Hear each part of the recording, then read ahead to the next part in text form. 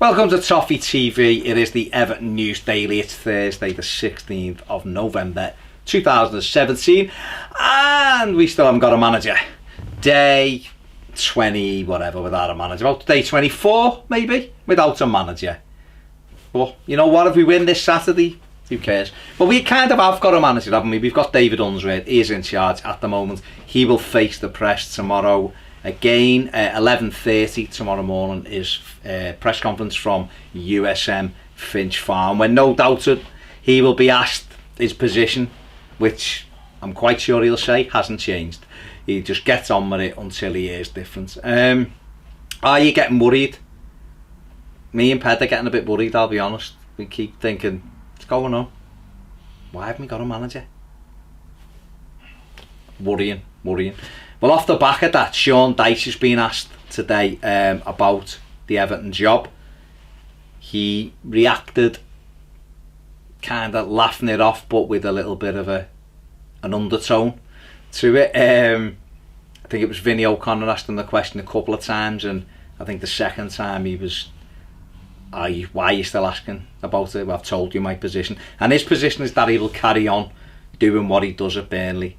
He hasn't heard any difference. I suppose we haven't approached him, have we, officially? We haven't offered the £2.5 million to get him out of his contract at Burnley, which is mad to me, because I understand, I get Everton's standpoint. If they really want Marco Silva and he's number one, fair enough. But if they're kind of and ahhing, they know that they can get Dyche for that. Maybe that's why they haven't approached him. Maybe they're going to go for Silva, see if they can get him, and if they can't, then they can go and get Sean Dyche, because I'm sure if Everton went in for him and spoke to him, he'd probably want to come to Everton, given everything else that goes with it. But I don't know, it's one of them with the manager's job. At the minute, you swing from one thing to the other, because it's like they should take the time over it, because they want to be sure that they're getting the right man. And the other thing is, you just want someone in to steer the ship and carry it on. But I don't know, Tim Sherwood's been talking, hasn't he, and he was saying about Everton shouldn't panic, because that squad of players they've got far too good. They won't be anywhere near the relegation zone. And while I believe that, you still also look and think, yeah, but a couple of defeats and we're right in the mire again. So it's a tricky one, but hopefully one that they'll sort out very quickly. The cost of football report has come out, and Everton are the 11th cheapest team in the Premier League for the season ticket. So that's good news. Doing something good off the pitch rather than on it. We are the 11th cheapest season ticket, but with the second highest match day ticket for our cheapest ticket, if you understand that. So the cheapest adult ticket you can get 38 quid. But that is the second highest in the Premier League, so that's a bit skewed.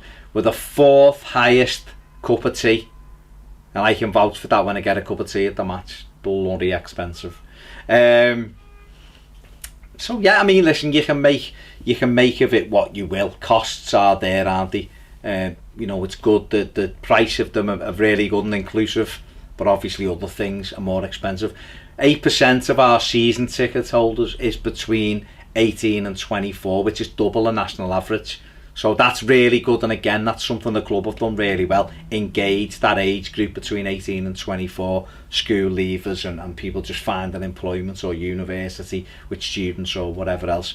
And I think Everton do that really, really well. So that is, and that's borne out in the results, isn't it? You know, double the national average. So a pat on the back for Everton there, just sort the bloody manager situation out. Moving on to this Crystal Palace game, David Unsworth, of course, is in charge for the game. Certainly at the time of recording this, unless there's a breakthrough. Even if we agree the deal with Marco Silva and Watford tomorrow, Unsworth would still take charge for this game. Crystal Palace, some teams for them. Christian Benteke is back. Yay! Just in time for us. Wilfried Zaha also, but they have lost Ruben Loftus-Cheek. He was injured on international duty, and according to reports, he's definitely missing the Everton game at the weekend. Johan Cabaye apparently is fully fit as well, so great.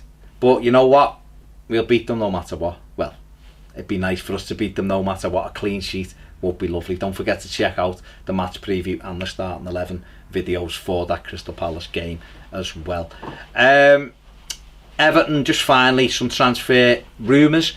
Everton have been linked with Middlesbrough left winger Marcus Tavernier, 18-year-old left winger. He's just got in to the Middlesbrough side. Gary Monk has been full of praise for the left winger, a dynamic wide man. We'd love some dynamism in our side, wouldn't we?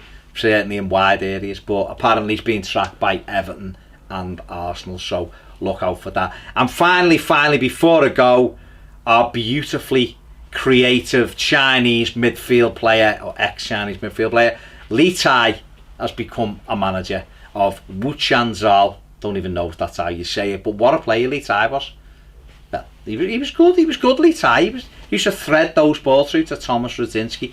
The heady days of David Moyes, the heady times of winning 6 matches on the spin, 1-0 or by 1 goal, and being 3 minutes away from making it 7 at St James's Park until Craig Bellamy and Alan Shearer struck and ended our great run.